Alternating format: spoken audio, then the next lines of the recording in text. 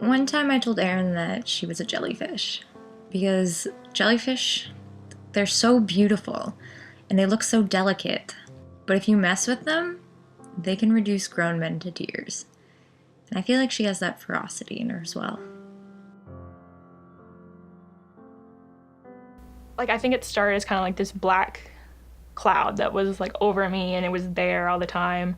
And then it kind of like came down onto me, and it would like squeeze you, and it would like bring like spikes into you, and it just kind of kept squeezing tighter and tighter and getting sharper and sharper. But somehow there's always something in your mind that makes it okay, something like you deserve that pain, or you deserve whatever those spikes are drilling into you. So like I'd wake up in the morning and I'd do body checks. Like I'd be laying down and I would check that my hip bones were still sticking out, and then I'd sit up and I would check that my collarbones were still sticking out, and then I'd stand up and I'd check that like my spine, like I could still feel all the notches. And it seemed so natural at the time, and it seemed like that's what I should be doing. She would spend a lot of time not eating or finding ways to avoid eating. So it affected her body, and it affected her mental state a lot. She was sad and sleeping more, and she was always cold, so she had to have a space heater all the time. She was just very closed off more, which was frustrating for me because I wanted to be with her and spend time with her and like be her best friend. I didn't know why it was happening. So I went to a school guidance counselor. They referred me to someone at the health unit. I had to get a referral from my family doctor to get to the eating disorder clinic. And that's when I got my diagnosis, and they were like, you have anorexia nervosa. At that point, I was still like, I don't really care. There's nothing wrong with me.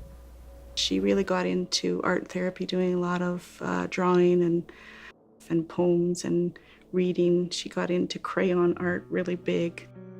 I think that it was a creative outlet that she could use to channel some of her frustration and sadness into. And so sometimes she made really dark art or dark writing, and then other times she made more inspirational things. She just put some of the positive and the negative out on paper. Fragile hair begins to fall out. Fragile fingernails are bitten until they bleed. Thoughts turn black. A mind now only knows numbers. But, should you ask me how I feel, fragile is the last thing I would say. At the time, I didn't really like talking about it. It wasn't something that I was comfortable with or really understood. Like kind of throughout the recovery process of the past, 3 years, I don't want to say I love talking about eating disorders, but I do. I think not that they're necessarily interesting, but I think that it's something that does you have to be able to talk about, and you have to be able to say the words, and there has to be someone in your life who is comfortable with them and who can talk about them openly without them being scary, because that just adds to it. That just makes it even more of a monster in your mind, and that just adds to the sharpness of that cloud. Right now I go to the University of Waterloo inside St. Jerome's, which is kind of a smaller school within Waterloo. At St. Jerome's we have a student activities team, and so then at the beginning of that winter term, the SATs kind of all have a big brainstorming event, and so you can put on little post-it notes your ideas, and they all go up, and then we read them out and we vote on them. So I went in and I got this purple post-it note and I wrote eating disorder awareness event, and so I went and I put it up on the board. And it was really scary. And so when I sat down, they were reading them all off, and they were eating disorder awareness event, and people kind of looked around and they're okay, what does this mean? And I kind of raised my hand and I was like, that's my idea. And then I kind of went off on this tangent of all these ideas I had, and the fact that it would be called SJ We're Beautiful, and that I wanted a media campaign, and that I wanted all this stuff. When she was done, there was just kind of this moment of quiet, and then everybody just clapped for her because it was so incredible that she had thought it through so intensely. In the residence, we covered up the mirrors, and we just had a little thing saying maybe just for today, don't worry so much about how you look. There was a station in the CAF where you had all these whiteboards, and you could write a message to yourself on the whiteboard and then take a picture with it. We had the kind of social media stuff, so I took over the St. Jerome's University Instagram for that week, and our two hashtags were SJ You Are Beautiful, which was just the name of the week, and and then just SJ Untouched, which was kind of like the whole like makeup bliss, like however you woke up, like that is you, like in your natural state, and like there's nothing wrong with that. Dear 16-year-old me, you will consider getting side bangs. Don't. I know you're feeling kind of lost and isolated right now, and I know you're figuring out so much. I want you to know that it's going to be okay. Dear 16-year-old me was an idea that Erin had to have different leaders in the community write a letter as if they were writing it to their 16-year-old self, and then she filmed all of these different letters and then cut them together and created this video, Dear 16-year-old me. I know you think that it's normal for you to be like terrified of your boobs and to hate your name and to hate it every time anyone calls you miss, but as it turns out, we're a guy, so you'll make it through this. The next few years are gonna be absolutely terrifying, but it is so worth it, man. One day you're gonna find out your worth, and I need you to hold out for that day, because it does come. It was up for a day, and there were just like 20 shares of it on like my Facebook profile of people who were part of like St. Jerome's and people who were not. I've struggled a lot with body image things throughout my life, and I think that week was just like a really nice reminder to be okay with who you are and where you've come from and what you look like. I'm sorry about that sad little feeling in the bottom of your stomach. It never really goes away. You just learn how to deal with it. But I'm so proud of you for pushing on.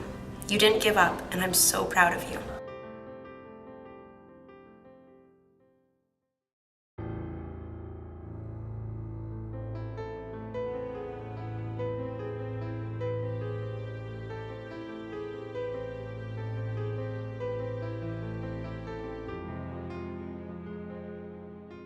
So the blog Eating Disorder Confession is a blog that my friend Tegan and I started together, that we now run with our friend Trelawney. And the idea is that people can submit their anonymous confessions about their experiences or their thoughts with disordered eating or eating disorders, and then we post those. It's just a place where, like, if you're like, I need to say this or I need to know that people understand this, they can write that and they can send it in and it'll get posted, and they can see other people reply to it or reblog it or like it, and they can kind of see, wow, like I'm not the only one who thought this, or I'm not the only one who feels this, and they can go through the like thousands and thousands of confessions we have and like see themselves in other people's words. And I think that that is such an important connection to be made between people, because it allows them to see that through this disorder that just like causes people just to feel so alone and so cut off from the world, to see that like there are other people who are feeling the way that you're feeling, and there are other people who are struggling the way that you're struggling, without it like taking away from their experience. We do get responses that are like, because of this blog, like I chose to recover, or because of this blog, like I am still here. Someone might just send in like, I ate today, and like I don't want to be like cliche and cheesy about this, but like those are like the things that like make it worth it, you know? And those are the ones that you're like, holy crap, like we did that.